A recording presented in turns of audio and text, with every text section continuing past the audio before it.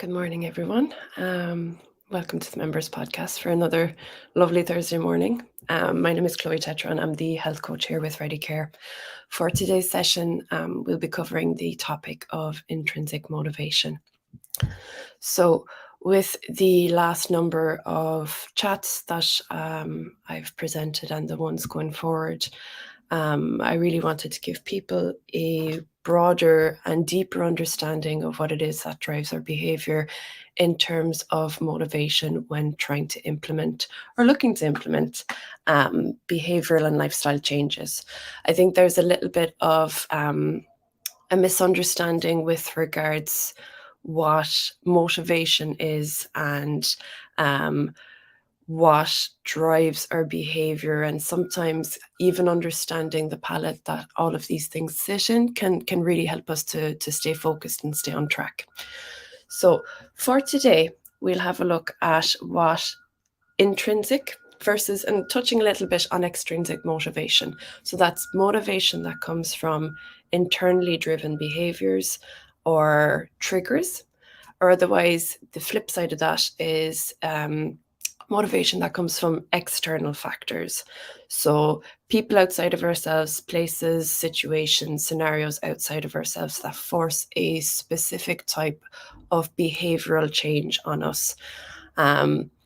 So that can be kind of summarized very, very briefly into something that is its own reward. So behavior or action that's its own reward. That would be intrinsic. So internal, intrinsic motivation, and something that has an external reward, and that like we're conditioned to it from the time we're very young. Things like school grades, job feedback, salaries, all of these kind of things. So one is an activity that is inherently pleasurable or brings us joy or brings us something that we can tie to wanting to continue that activity for the activity's sake. And then the other is doing the activity because we will gain something from it down the line, or as a reward, or if we don't do it, there may be punishment or retribution. So with that, the beginning points, I think, when looking at that is looking at the main three factors that have been identified in terms of the things that drive self-determination theory. That's kind of a whole other field, but really basically when we're looking at the topic of motivation, it falls into what's known as self-determination theory. So how do we self-determinate our actions? So the three main ones would be competence, relatedness, and autonomy. So autonomy would be the ability to choose or engage and control our own behaviors. So that's kind of what we're going to narrow in on today. So there's the behavior driven by their own reward, the intrinsic motivation, and then the extrinsic. So the intrinsic intrinsic motivators, so people that rely more on intrinsic motivation, have actually been found to outperform extrinsic motivators over time. So even though in the beginning stages, if there is, especially in our adult life, a definite reward that's going to come at the end of it, especially financially, or a degree of punishment. In the short term, there can be a big motivational drive. It can drive our actions very, very quickly. But what the research shows is that actually on a broader time period, long-term goals, things associated with positive changes in people's trajectory of their life over time, it's the people with very developed intrinsic motivation that tend to outperform. Intrinsically motivated people, I should say, tend to have higher self-esteem, better well-being, and greater psychological health because they feel that they are in control of their actions. So dopamine would be a substrate of this, and I'm always banging on about dopamine, a dopamine fiend. So those of you that would have watched a few of the other ones, dopamine is the main reward system of the brain. So how the brain would process things like intrinsic goals, things like identity, value, they're all in the ventral medial prefrontal cortex. So a lot of those things tend to kind of be schlupped together in the same part of schlupped, that's the technical term, in the same part of the brain. So how we relate to them and how we interplay with things like values, our identity, and that intrinsic thing, they're all very much tied together. So that's kind of an abstract version of, okay, so how does this relate to well-being and implementing habits and changes, and how can we really tap into utilizing that in a way that's going to help going forward. So one of the ways that is good to identify in the very, very beginning stages is if we know that an intrinsic, so something that is self-directed, that you're in control of and that you have your degree of autonomy over, is going to give you the greater outcome of performance, and your experience of that is going to be a lot more pleasant. It's very good in the beginning stages of starting a new task, habit, behavior, to really identify from the get-go, is this for me or is this for somebody else? So not everything can be intrinsically tied, especially in a work environment. Um, not everything is possible to tie to intrinsic motivation, but the tasks that are, it's very important to identify that that from the get-go, you understand what it is that you're doing and why you're doing it. There was a study done in the 70s called the Undermining Effect study that looked at a group of children followed over 2 weeks.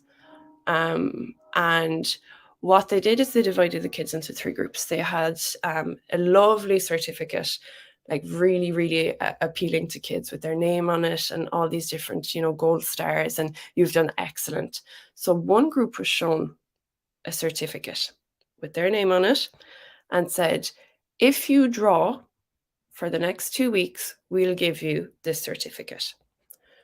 The second group, they were told that if they draw for 2 weeks, they're going to get something. And then the third group was told nothing, God love them. They didn't know about any certificate, and they were just asked to draw for 2 weeks and given the materials.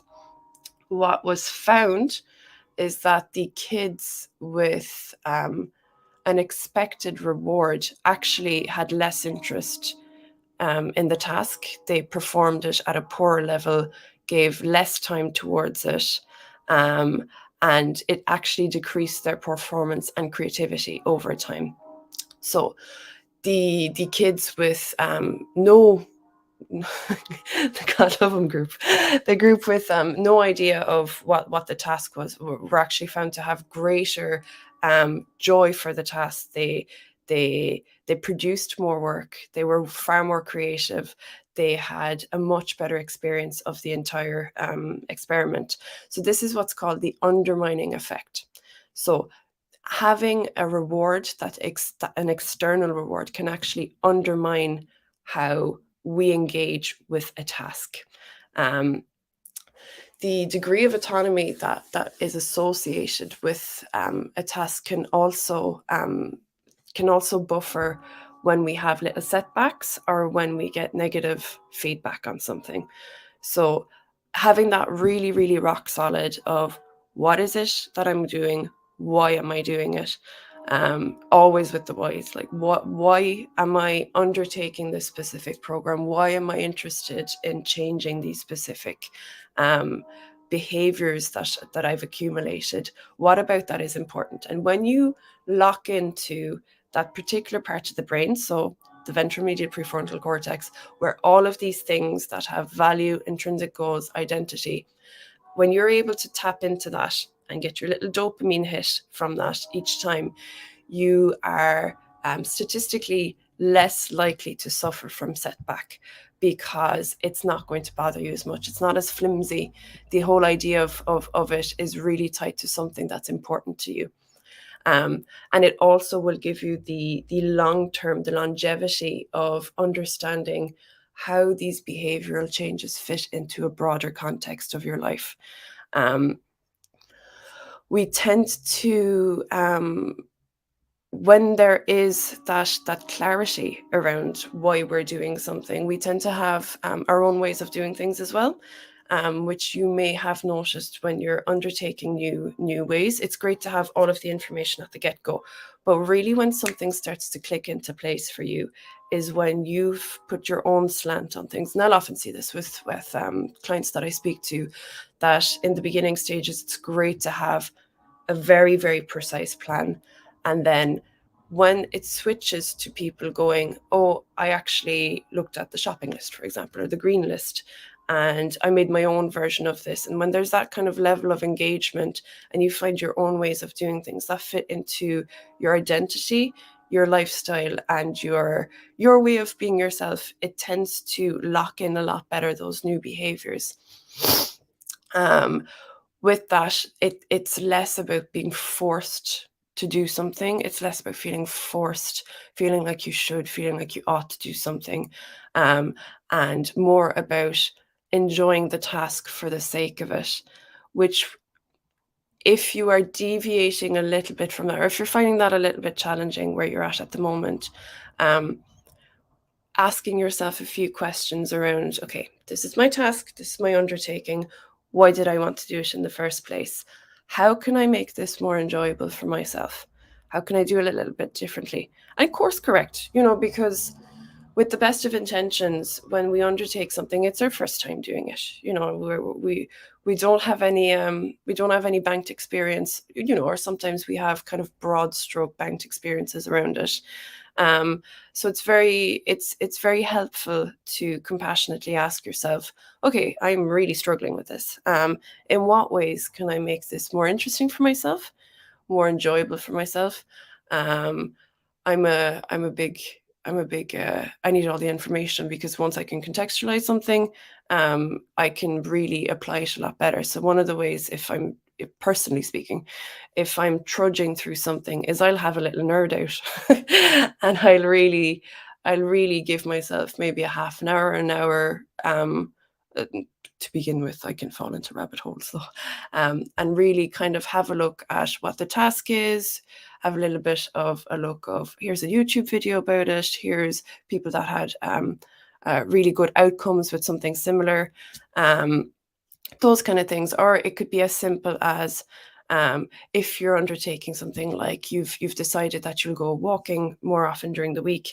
If you're a very social person, and you absolutely dread going for your walk because you're kind of climbing the walls and going, cheeks, I'm bored out of my box here for my half-hour walk. Find a friend, find a friend who would accompany you on that. And then, because you know that you're a very social person, you've now tied that to something that's intrinsically pleasurable for you, because you're going to have your chats, and that can be your time to have your chats with that friend. It can be your time to catch up about something. You can have a podcast going, but it doesn't need to be as prescriptive. If it doesn't suit your lifestyle, it's going to be it's uphill battle. And habit making is difficult in the beginning stages to begin with. So really looking at that in terms of, like, how can you make it work best for you? How can you do it differently in a more enjoyable way? And how can you connect what you're doing, your new behavior, to a broader, more time-based change in what are you getting out of this long term? Which brings me to that piece where all the parts in the motivated brain are connected, which is identity and value. So a lot of people would tend to, one of the greatest, let's say, drivers of behavior is, you may have heard this before, is the I'm the type of person who X, Y, Z, whatever it might be. So a big challenge for people who, for example, have difficulty eating healthy or starting going to the gym is the self-talk that will say, oh, I'm not the kind of person that goes to the gym. So already you're setting that kind of identity, which again is very close to intrinsic motivation, very close to your ability to self-motivate. You've placed a massive barrier there to begin with, because you've gone, I am not the type of person who does that.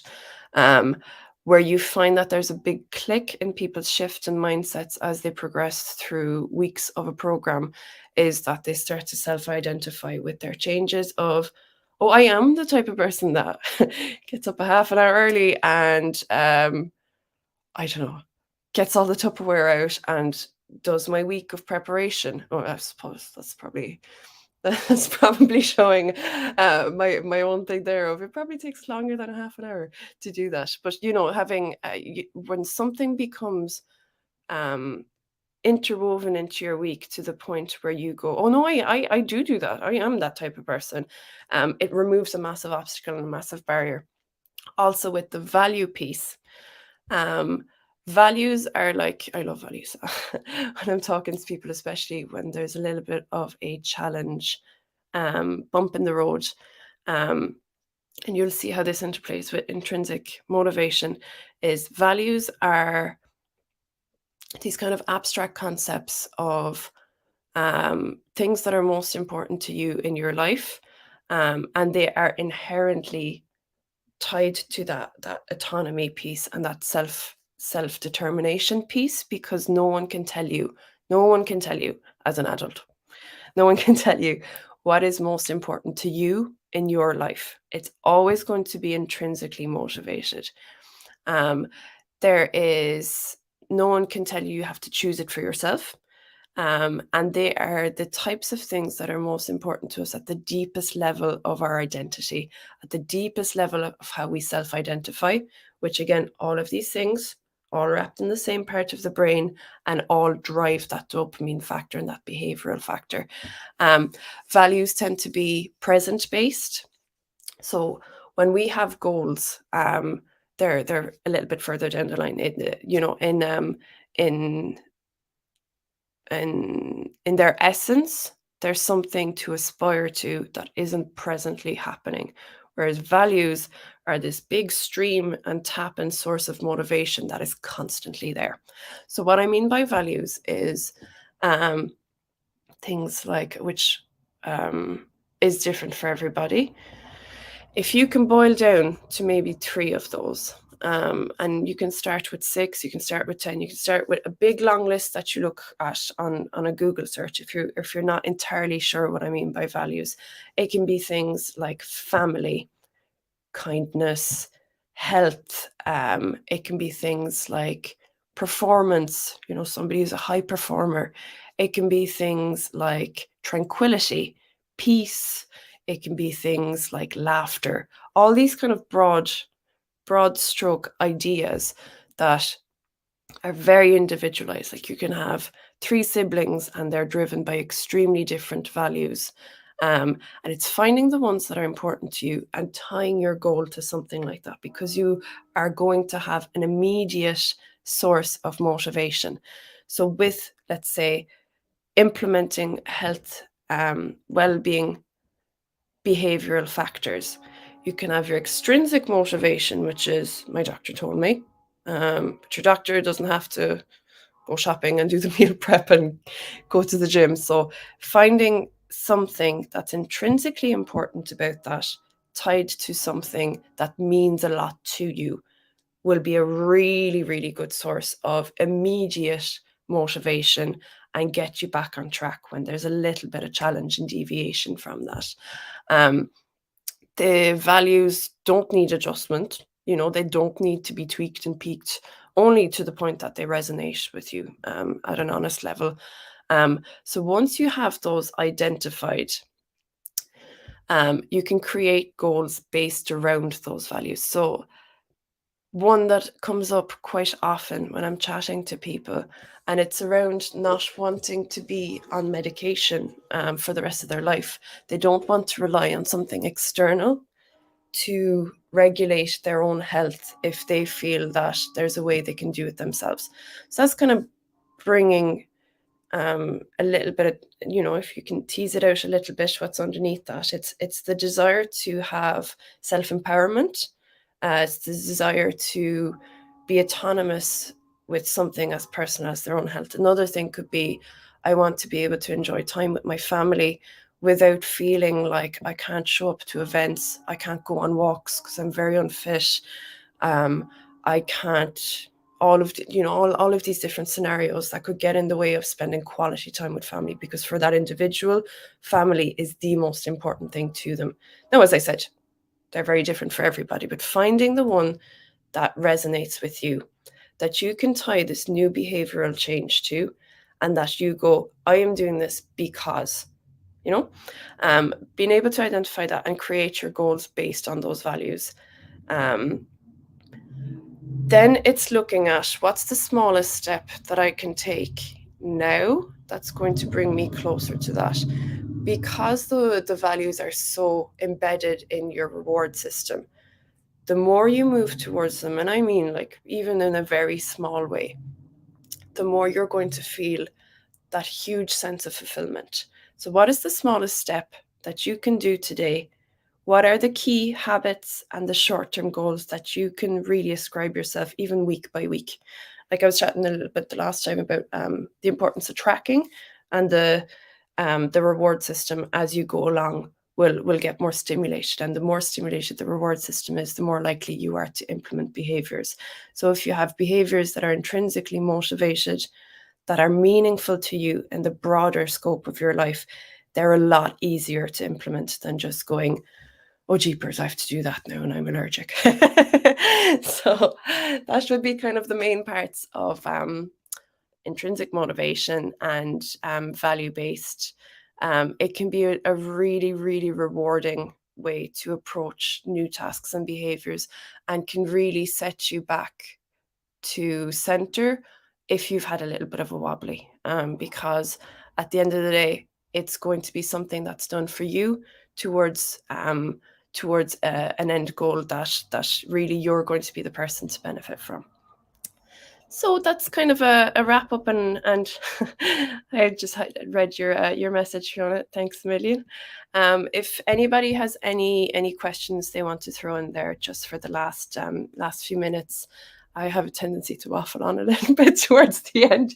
You might have noticed I have to get a lot clearer with my wrap ups, but thanks very much. And if anybody is interested in looking at that more broadly, they can reach out to me if there's a session that you guys want to do in terms of solidifying those goals and values and motivation to really get you on track. You're very welcome to reach out. So that's me wrapping up for this morning, and I hope you enjoyed that, and we'll be chatting soon. See you later, guys. Bye.